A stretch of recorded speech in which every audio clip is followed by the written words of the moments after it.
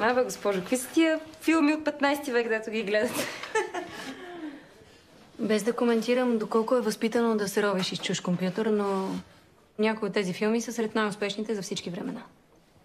По мое мнение, стар филм няма. Или е хубав, или е лош. Само дето вашето мнение въобще не ме интересува. За едно сте права обаче. Няма да ме коментирате, нито мен, нито моето поведение, защото не сте ми майка. Да, права си, не съм. Не сте. Извини ме. Да продължим нататък. Веднага след баладата за Хаджи Димитър преминахме към стихотворението "Обесването" на Васил Левски. Някой знае ли какви са приликите между двете произведения и каква е разликата между тях в жанрово отношение? Пак се почна. Какво се почна пак, Любо?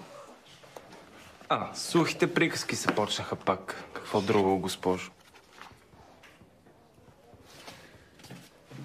Знаеш ли, съгласна съм. Това е поредното усилие да разберем какво ли е искал да каже автора според мнението на някой друг.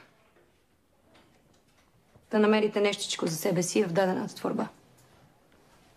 И ако не открием нищо? Всичко е наред. Просто не е стигнал до вас, поне сте опитали. Едно ще ти кажа, Любо. Никога няма да ти поставя слаба оценка след подобно старание. Дори и да мислиш различно от мен или